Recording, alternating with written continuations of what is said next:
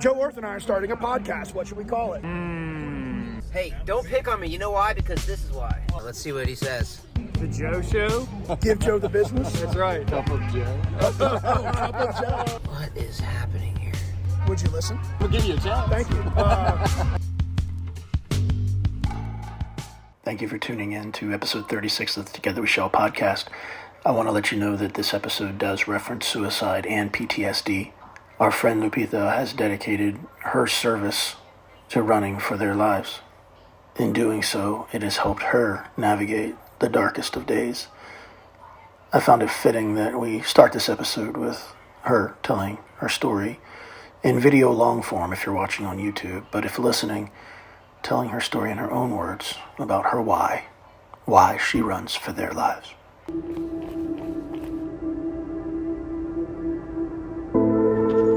When I do my long runs, especially for something like a 200-mile run, I think about those that are not here. I think about the times that I almost took my life. My friends that are currently struggling. I think about that flag that I'm holding, that flag that takes me to the next mile.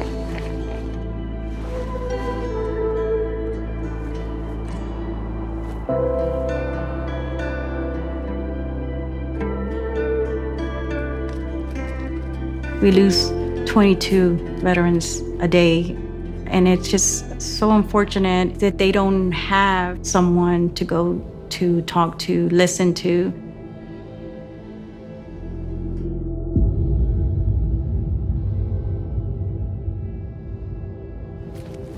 I was in the Marine Corps. I served almost 6 years. When 9/11 hit, all the bomb threats, things that I never thought I would see. So when I got out, I didn't even know what PTSD was really. I just knew that I was not the same. I started experiencing like anxiety, depression, outbursts. When I found myself in those dark places, I was that proud Marine, I'm like, oh no, I can do this on my own. Like, I don't need to talk about it. Well, I learned that the very hard way.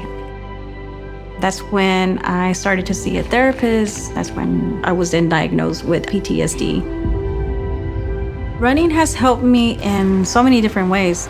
It was something that I had to do because it would relieve that stress, something that would make me feel better. I didn't worry about any problems. I felt that that was my medicine.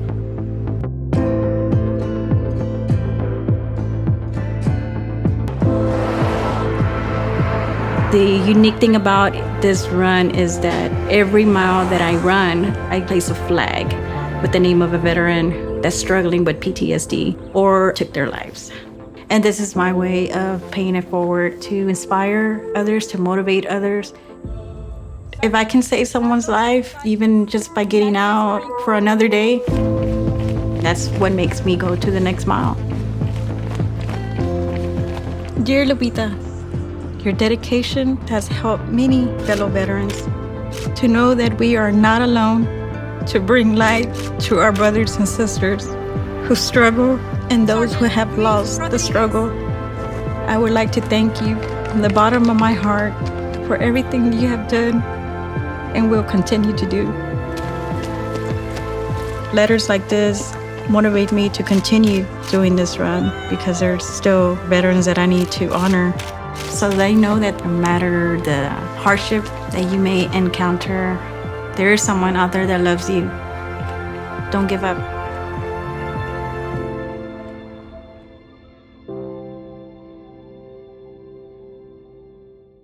That's Joe. That's Kim. And this is a Together We Shall podcast, episode 36.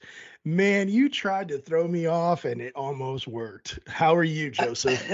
I don't know why the other day, Lori came on to like correct something. She said Kim, and I was like, one of these intros, I'm gonna throw Kim out there and just see what happens. And I remembered to do it. So yeah. Yeah, that was cool, man. I don't even know if I said the intro right. Like, I think I said this was episode 36, and I had a whole plan where I was going to be like, yeah, episode 36, a real even number. How's that make you feel? But I forgot all about it. And anyway, that was well done, man. Well played. How you doing? Yeah, I am well. I'm well. Yourself? Better than you, but that's up to you. I mean, you did mention it last episode a little bit, so Did I? Yeah. So I had a small procedure done to reduce the risk of having any more children. okay, that was very generously and eloquently and professionally articulated. Well done. Yeah. But yeah, Well, I'm well. good. I like that. Well is a good choice of words as opposed to I'm good. Well means so much more, and that's awesome to know that you are well. Some people say that if you say I'm good, that's actually not correct English, but it's correct English to say I'm well, which is interesting. Have you ever heard that before? So it's like, hey man, how you doing? You're like, I'm good. Apparently, that's not correct English. I mean, you're asking the wrong person that. But like that reminds me, and it kind of like works out too with our guests, like growing up in the Marine Corps, like you're taught, especially like from boot camp, like as you walk by, like good morning, sir, good morning, ma'am. And then every now and then you get that like salty type person that's like, is it good? Is it really good? And then you're like, well shit, no, it's not. But that's what I was told I have to say when I walk by you. Like I used to Yeah. hate that. Is it really good? I'm like, I mean, I thought it was, but I guess not. Maybe I'm wrong. It's funny you say that because our common friend Matt Cruz, hey Bull, good old Matt Cruz. Matt Cruz is he's man, me and Joe could have a whole episode with him and maybe one day it'll happen. But Matt used to always say when I would go into the tactical air command center in Iraq, he was sitting there and I'd be like, good morning, Master Gunnery Sergeant. Is he really good? And then he just go, morning, sir. Dude, I don't what is that? I don't know, but there was definitely a couple times at the debt, like when I would walk by and be like, "Hey, morning, Master Guns," and he'd be like, "Nah, my scratcher, my butt." He would just say something crazy like, like a squirrel shit on my windshield. Like, all right. Yeah, man, what a tangent. That was fun. So I'm gonna try to come back to the thoroughfare. Episode 36 is gonna be released on May 23rd. Yeah, so happy May 23rd to everybody. It's my birthday in 2 days. Happy birthday to me. Happy birthday to me. Yeah. That was weird. I don't why did I feel like I needed to tell that to anybody? Let's jump into the show. Without further ado. We have so many.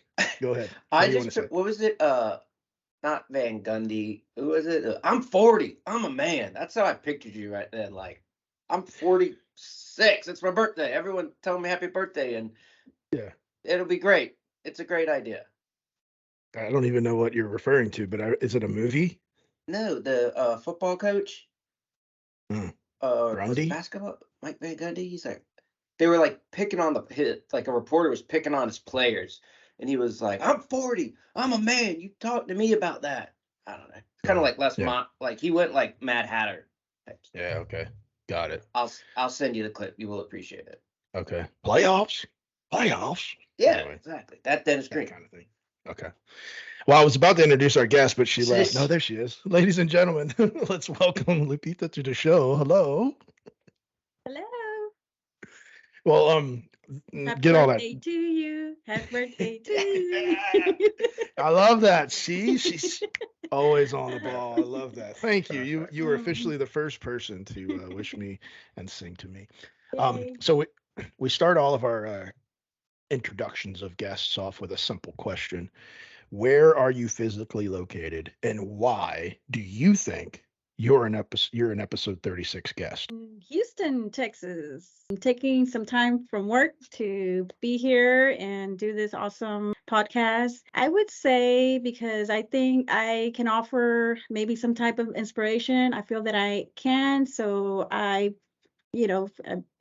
heard at some of your episodes, and I feel that I'm one of those amazing people, human beings that can provide something to someone out there. I love the honesty in that because it's spot on, 100% accurate. Joe, what do you think about that answer? I I think about the second part of that answer is, yeah, it's like brutal honesty, but the first part is intriguing. Are you in Houston, like city limits, or because I know there's like all those surrounding areas? So I live in Humble at Tuscasita, which is outside of the Houston city limits, which is like an hour away from where I'm at working.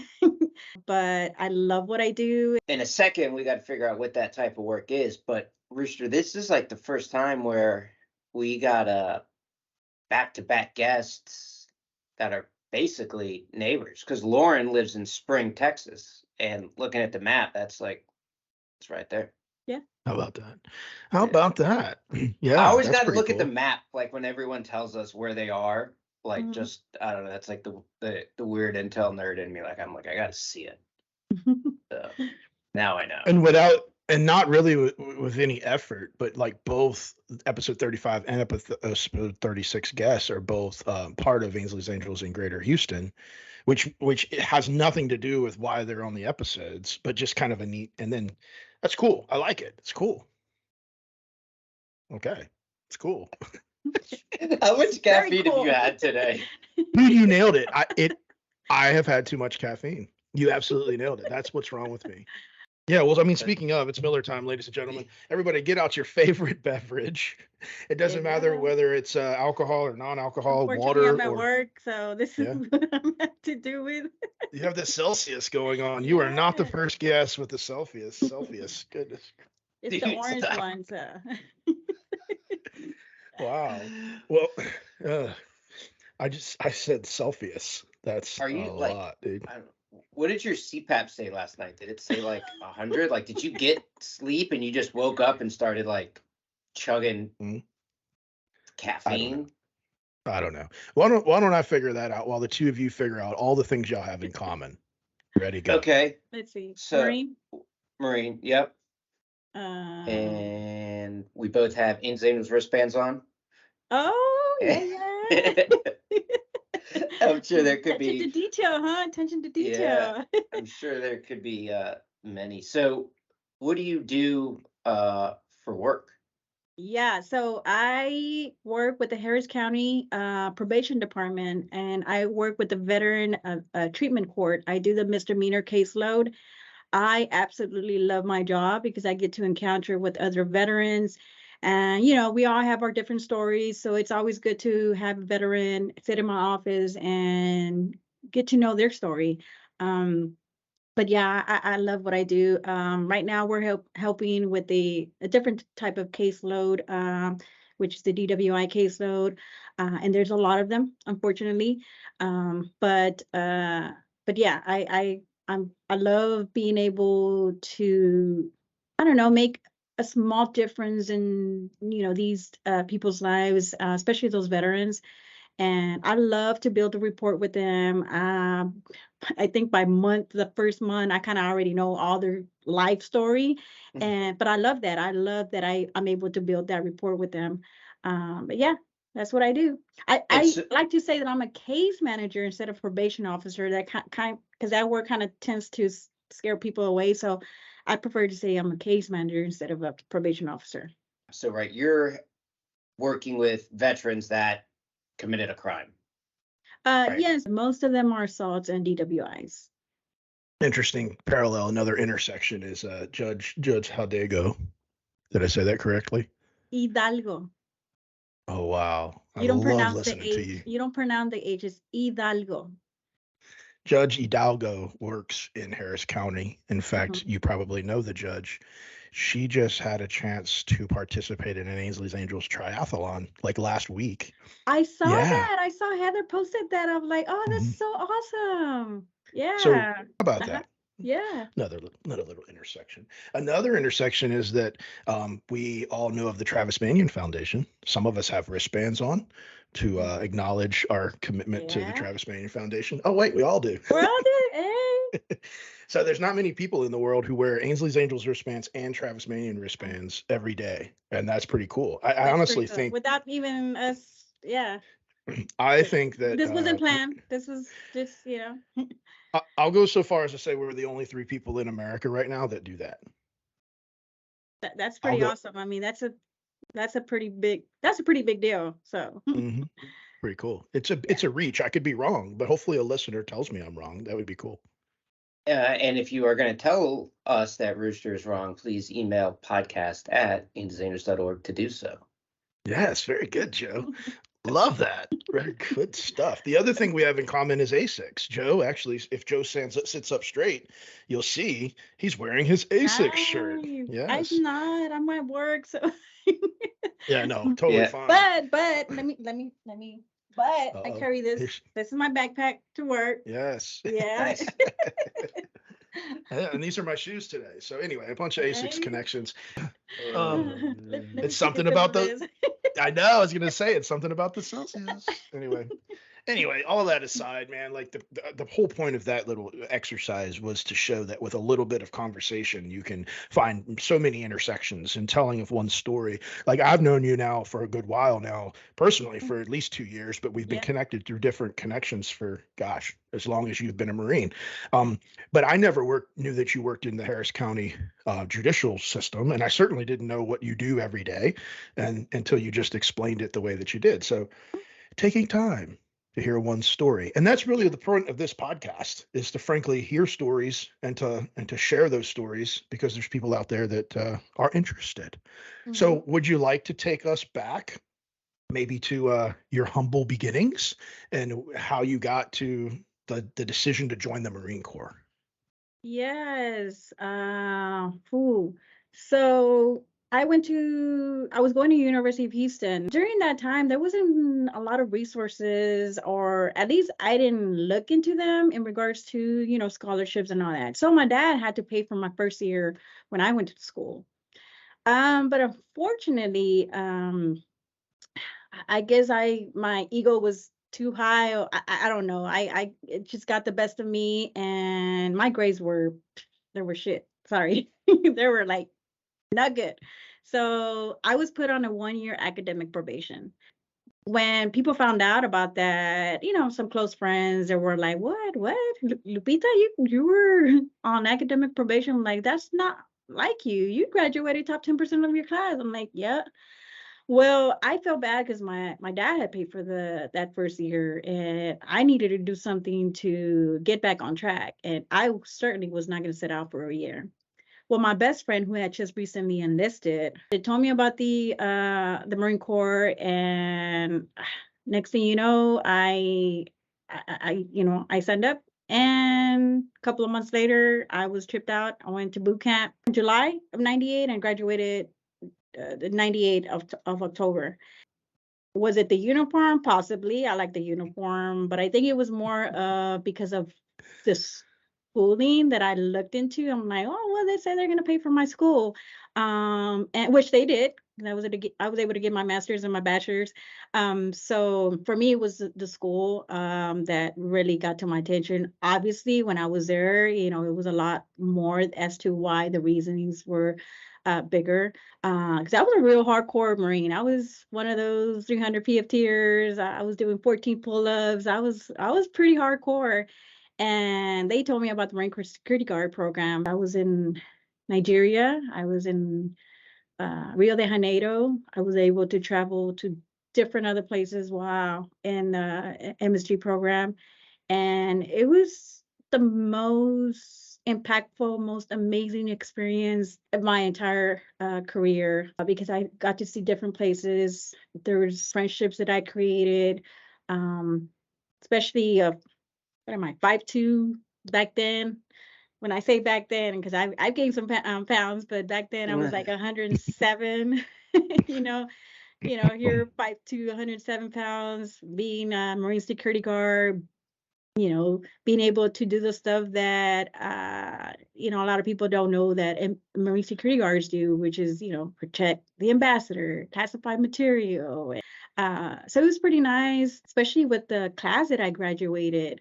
It was, I think, 85, and only 5 females graduated. After the 3-year tour, I was the only female standing. All the other females got out for whatever reasons they got in trouble or what. So it was nice. And then I got out. Certain things happened that I didn't want to be part of. And because my thing was, I wanted to be a career. I wanted to do my 20 years and retire. But things happened while I was there, and I got out and don't regret it, because I have two amazing kids who I call my pride and joy. Been able to be there for them, for their after school activities, soccer, ballet, all the other cool stuff, that they do. They're great kids. I've been able to explore other job opportunities that I never thought that I would be able to do, just like the one that I have. So I'm happy where I'm at, and I'm just enjoying everything that I'm doing right now. Thank you for that walk down memory lane with you. Now the space that you're in is a little bit different than being a Marine security guard at a U.S. Embassy. What is the biggest difference in what you're doing today versus like what you were doing when you were serving in uniform? And what do you think contributed to maybe that transition of your type of service? Making a difference in someone's life. I was always taught to be, that hardcore, Marine, always, make sure that you don't feel this way. You got to feel this way. But being able to have this job has totally made me realize that it's okay to feel a certain way. It's okay to feel stress, and what are you going to do about it? What am I going to do to not feel that way? So being able to be there for someone who has also been there, done the same things as I have. So a lot of the guys that come in, and through the program, I want to say about 99% of them, struggle with PTSD, some type of mental health issue. And being able to be that person that listens, that understands them as a veteran to another veteran, and not being this hardcore probation officer, like you got to do this, you got to do that. It's me being able to understand them more than anything. It has definitely given me that transition from a hardcore to a softer person, because I have always been that person, but while in the Marine Corps, I had to be this other type of person. So I love what I do. I love making people smile. Like my office, you can't see it much, but all around it, like one wall is full of bibs. I have all my bibs hanging around, and that's always a great conversation starter. I have a Marine Corps flag, as soon as you walk in, and then I have my other stuff hanging. So it's always, my office is very welcoming, and I wanted it to be that way. I wanted my office to be not the typical probation office, that you go in where people don't want to be here. So me being able to have this type of office, being able to, for them to just feel comfortable, it's something that I like. And they tell me, like, you're, why are you not hard? And you were in the Marine Corps. I'm like, because like I want you to feel comfortable. I want you to successfully complete. If I was this type, then you probably would not complete this program. The experiences that I had has definitely prepared me to be the type of person that I am now, and that's to have a heart to be able to understand those people that, hey, like, really the only difference between you and I is that you're on that side of the table and I'm on this side. That's pretty the only difference. And you treat me as a human being, you treat me with respect, I'm going to do the same thing. Yeah, no, that's well put. Joe? You mentioned like the veterans come in there and talk about the bibs and everything and how that's a conversation starter. I want to have a conversation real quickly about the clock, because it looks like it's the wrong time. So I just... Marines were always on time. You know what I mean? If you're on time, you're late. So I don't know if you. Let me tell you about the clock. So I have this veteran that comes into my office, and every time he comes to our office, he's like, "Miss H, your clock says the same time that I was here last week. Your clock has not changed at all." I'm like, Yeah, it's pretty much there for display. I found it here somewhere and nobody wanted it, my other coworkers. So I'm like, I just need to put it up. That's Yeah, perfect. it doesn't have no batteries. That's funny. But like on a serious note, the way you concluded that piece about like you're on this side of the table, I'm on that side of the table, you treat me with respect, I'll treat you with respect. That's one thing that I tell my Marines when they check into the unit. Now I'm in the reserves, like, hey, look, I get it. You have this whole life outside of the Marine Corps, for 28 days a month, and now you're here for 2 days, but we are your family. We're your Marine Corps family, and going to treat you like an adult and with respect, and we're just going to ask you to do the same to everyone else. And when you just have that open, upfront, honest conversation, like, during like the check-in type process, like it really sets the tone, like, all right, yeah, I don't have to yell, and or they don't have to get yelled at. It's like, yeah, let's just have a conversation, and treat people the way you want to be treated, and Yeah. be Now surprised. I would say though that they'll know when that kind of Marine comes out of me, because I'm going to give you one opportunity. And that opportunity is if you are going to be honest with me and tell me what happened. Well, what are you talking about? And I go again, okay, I'm going to give you a second chance. You know, you know why you shouldn't be here a second time this month. So is there anything you need to tell me? No, no, no. The third time, that's where my Marine side comes up. They don't like seeing that side of me, and I tell them like, I do not want y'all to see that side of me, but you're here for a reason. You're here, and I'm here so you can be compliant. I'm here to help you. I'm not here to be the bad guy. I'm here because I want you to be successful. But yeah, they don't like to see that side of me. Yeah, No. I'm sweet. I'm cool and everything with them, but when it comes to that, and especially when they're lying to me, oh, I don't like that. No, not at all.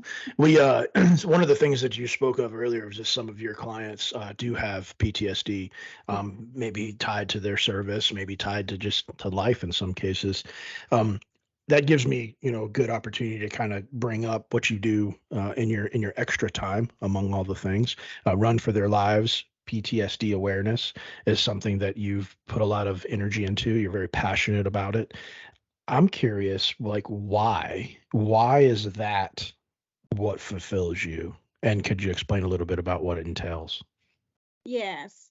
So the vision really started about 4 years ago, and it was just something that I kind of started when I was doing a hiking expedition. It was like a 7-day backpacking thing, and one of the things was that we needed to come up with like it was a pledge that we needed to do, and it had to involve the community. It had to be something that we kind of have a passion for or enjoy. And, I'm coming out of my office and had a couple of months to think about what I wanted to do. I was talking to this client, I think it was the conversation bibs, was talking about running and the bibs, and it did click. And I'm like, oh, I can do a run to raise PTSD awareness. But I looked at it more in depth as to why PTSD. Well, twice I've tried to take my life. And I could have been one of those 22. So for me, it meant that I needed to do this. I felt that it was in my heart for me to do something. And so I put the one and two together. But the unique thing about me wanting to do this pledge or this run, it wasn't only to raise PTSD awareness and me run, 200 miles. It was placing those flags every mile with the name of a veteran that's struggling with PTSD or took their lives. For me to have these mention these veterans was important for me because we honor those that were in service, those that were killed in action. But these veterans, they didn't ask to come back and, as myself, come back with these symptoms or depression, anxiety, because that's one of the things that I struggle with, depression and anxiety. I didn't, but we went through so much. We all have our different stories as to why, what happened to us, but we went through that, and then we come back to our lives. Our parents sees us different. Your sister sees us different. Then we get married, and then we take it on our kids. And I'm like, well, what's going on? Why am I like this? Because I was not like this before. And for me to do something like this was very important because, like I mentioned before, it's been twice that I've tried to take my life. But for some reason I didn't. And for whatever reason, I'm here, and it's because I needed to do this. And I needed to be an advocate to those that are no longer here. So yeah, I wanted to honor those that took their lives because maybe that they didn't have anyone to talk to. But me doing something like this could save another veteran's life. And I can say that I probably have, especially that first year when I ran it. My sister ended up putting my cell phone on social media. And so I ended up getting like 800, 900 text messages while I was doing my 200-mile run. Getting these text messages from these veterans, some would say, hey, I saw your post. I've been locked up in this house for 3 months, and I saw your post, and I'm going to go out for a walk down the street. So that meant a lot. That was like, damn, that's, I was able to get this veteran on. Like, who knows? He could have taken his life, the next day or so, but he was able to see this, and he's out there now. And some of them, stay communicated with me, and they're like, hey, I'm up to doing, mile, I'm doing this. So I like to think that not only am I advocating about this, but being an inspiration to some as well. Do you think that it's going outside? Do you think it's movement? What do you think? What is the call for action? It's be aware that a lot of veterans are dealing with a lot of things, and a lot of people are dealing with a lot of things. But then is the call to action to be aware, but then to do what? Getting out and enjoying whatever it is it might be outdoors, because sometimes and I still do, I'm not gonna lie, the past month and a half has been a struggle for me. That motivation of me getting out and running has not been there. So I'm thankful that I have this job that gets me to do something. I'm thankful that I have my kids that, I get home and they're like, hey, let's go do something. But what about those veterans that don't have someone or don't have a job? So getting out there, doing some type of outdoor therapy, it doesn't have to be running. I might have my run for their lives, but it's not about being a runner. It's not about getting out there and run. It's just getting out there and enjoying nature, getting to, maybe you walk down the street and you meet someone that you might have in common, like me and Joe, like, I didn't know he was a Marine. So just things like that, simple things like that, that we sometimes take for granted, we don't realize, but I think for me, it's more of the movement than anything else. Getting out there so we can do something, so we can feel good about ourselves.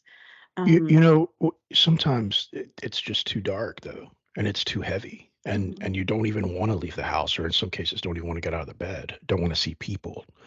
What do you do in those moments to overcome and go outside and do these things you're telling us to do? How do you motivate yourself to do it when it's so dark and so heavy?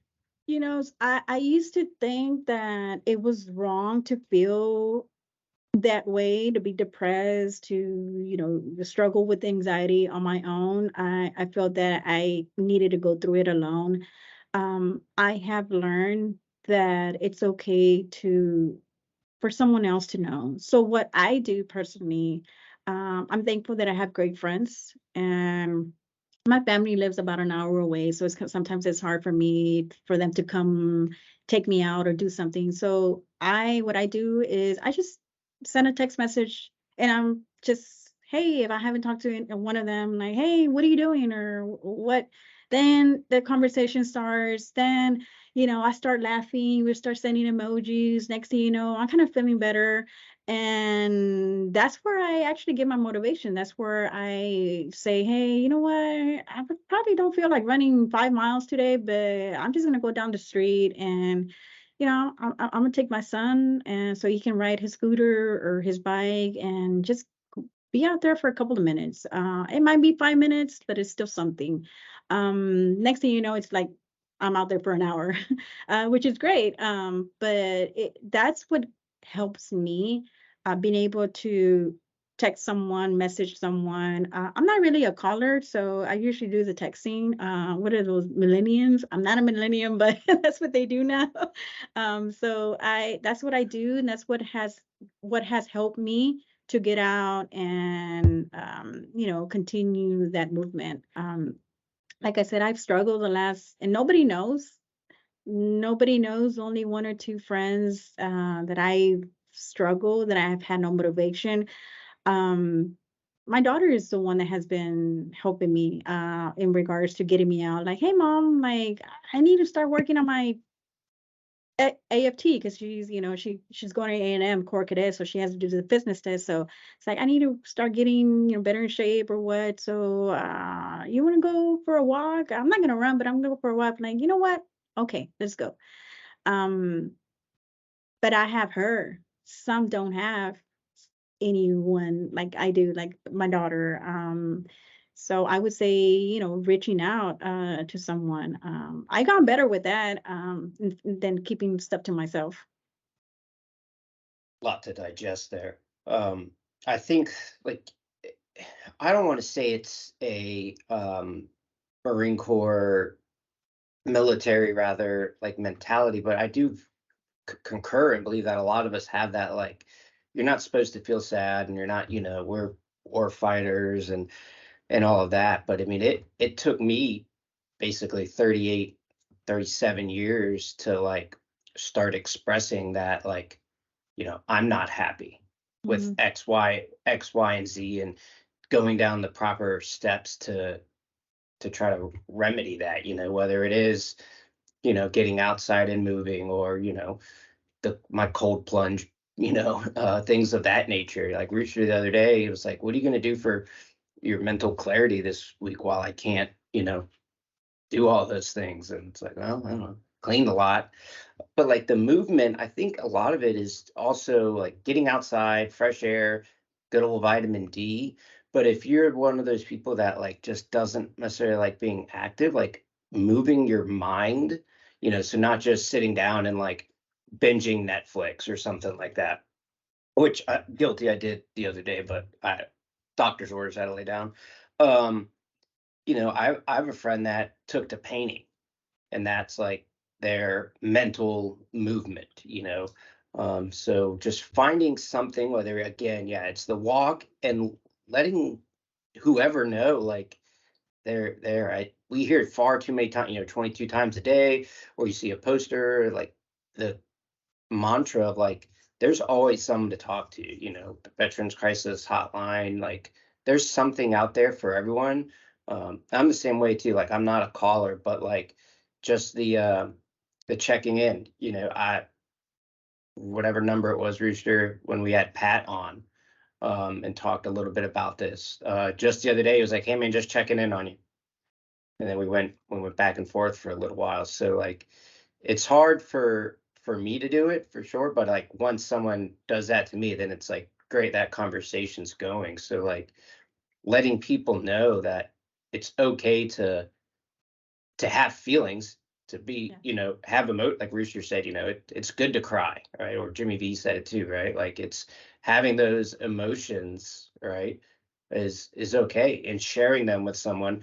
I haven't got to the point necessarily with like sharing my emotions a lot. I started journaling. I'm getting ready to go talk to someone at talk therapy about my emotions, so just trying to figure out what works for me. And so, I mean, it took 38 years. I don't know if talk therapy is going to be the thing for me, but there's a program, and there's, I forget, it's like 6 sessions, and then see where you're at type of thing. But I figured it can't hurt, so yeah. Like for me, I did the traditional, therapy. I tried it. I did, I obviously running is my go-to, but I didn't want running just to be my go-to. So I started doing hiking.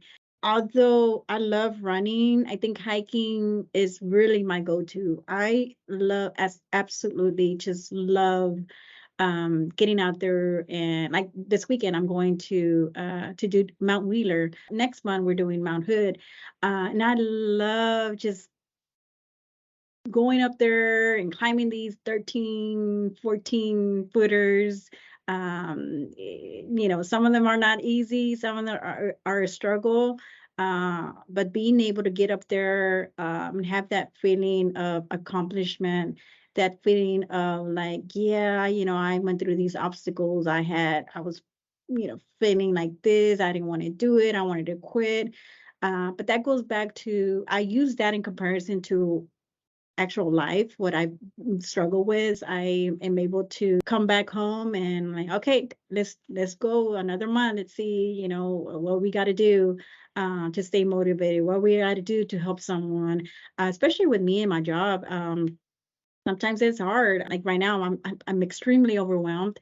I think a lot of our coworkers are because they're just hitting us with work and work, more cases. But we're here to help them. We got to stay, like sometimes I have to front. Unfortunately, I have to pretend, and I hate to do that. But then I have a client that comes in and talks to me, and I'm like, you know what? Somebody else has it worse than I do. I shouldn't be complaining. I shouldn't be thinking this way. And my whole perspective turns around like for the good. And I love that about my job, that there's just always someone that will inspire you, change the way you're feeling. For me, it's smiling. Like if someone just walks down the street and smiles at me, I'm like, I'm gonna have a great day. I think a smile goes a long way for a lot of people. It's contagious. It is.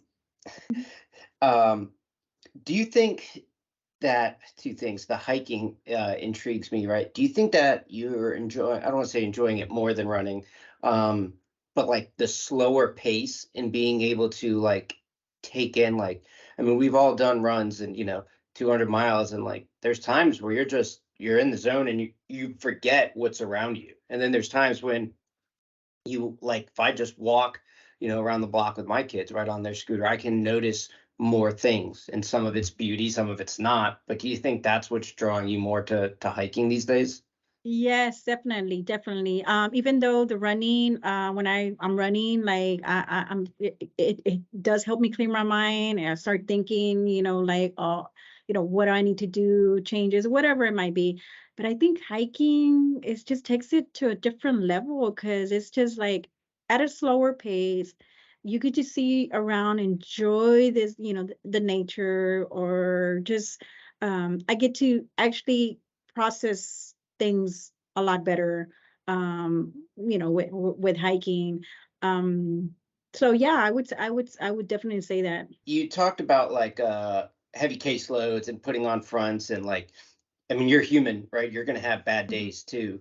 Yeah. Do you ever get to the point where it's, like after this, we're done recording, right? And you got to probably eat some lunch real quick. Then something could happen and you have a veteran come in and you're just like, man, you're behind now and all these things. But then when you're done helping them, do you ever find out that they actually helped you more than you helped them?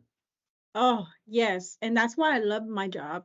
That's why I love my job so much because there's a lot of times that I feel that way. There's a lot of times where I'm just feeling where I'm like, I just want to quit. But then I realize like, wait, no, that's really not how you're feeling. It's just a thought that you're having because you really do love your job, Lupita. I just did like a group with the DWI caseload, and it was all Spanish. And I was a little overwhelmed because there's like 9 of them, 8 or 9 of them, and I have to explain to them what they got to do.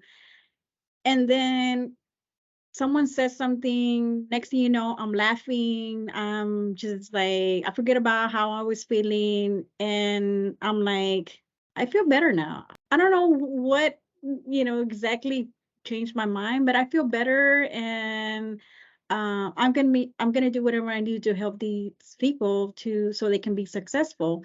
We got to do what we got to do to help each other. But they're also making a difference in my life in so many different ways. Not a lot of people are able to have that opportunity or have a job like that, and I do, and that's why I love my job.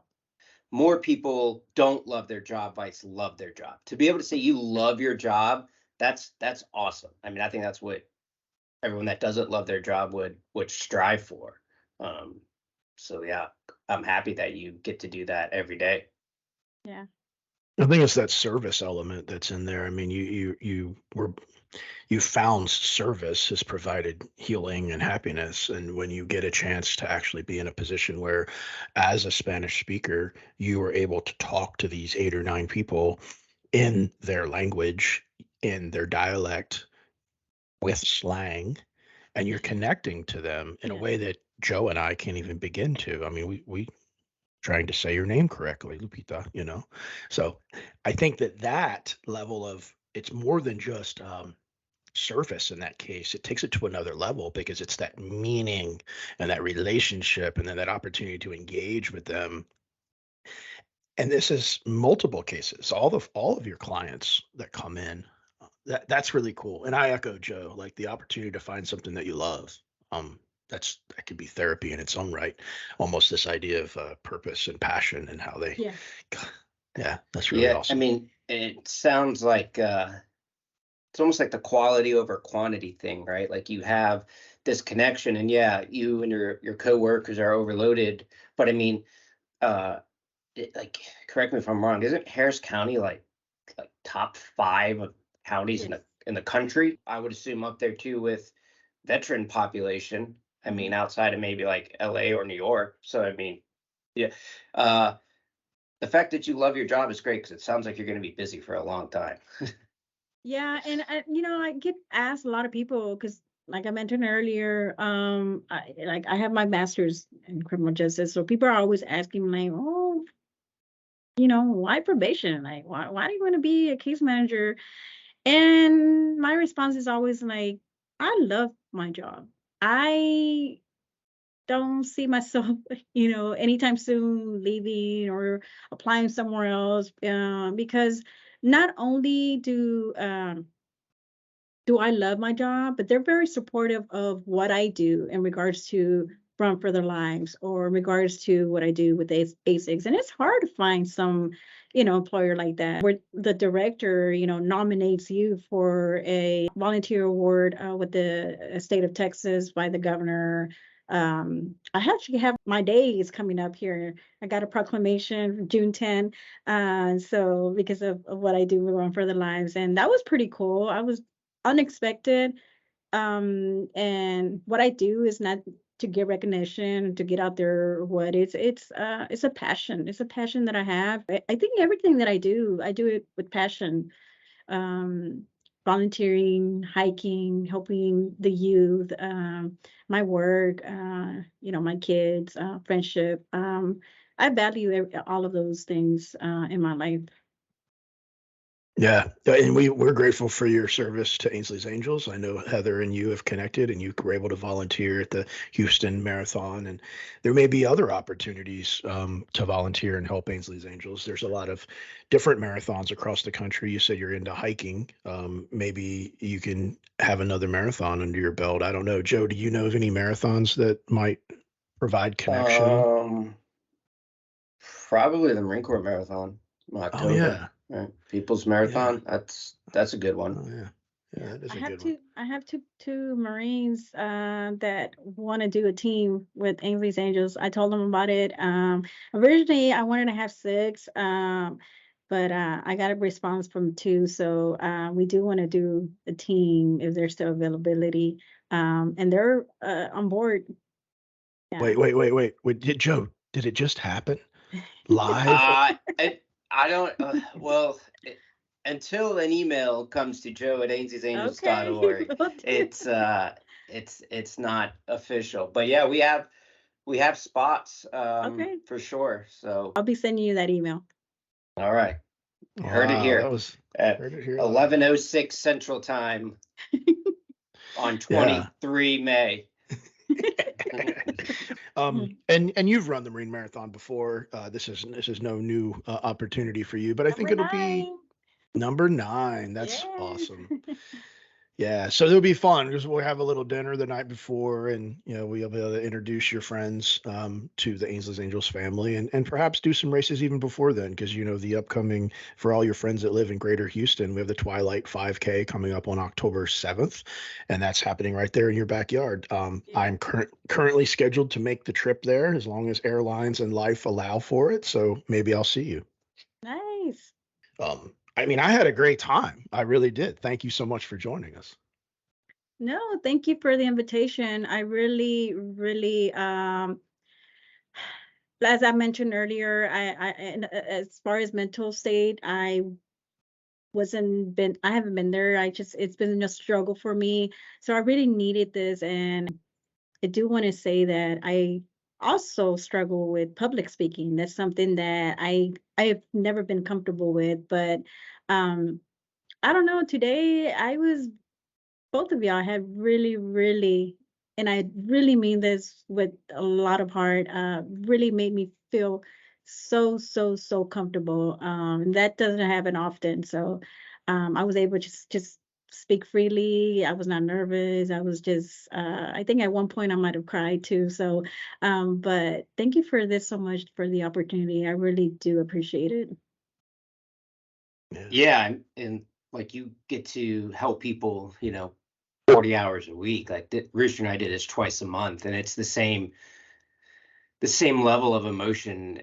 This is our, all right, recharged, the bucket's filled. Let's continue to move on, keep crushing it. So yeah, I definitely feel the same, and thank you for joining us.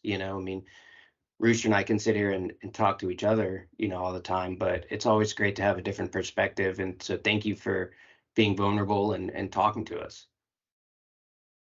Yeah, there's some power. There's some power in sharing your story, and I know more about your story than we talked about today, and that's the beauty of having a relationship where you can be comfortable enough in sharing some of our journeys. And of course, you and I had a chance to do a podcast with A6 about a year ago, and through that process of talking through it, it can be exhausting.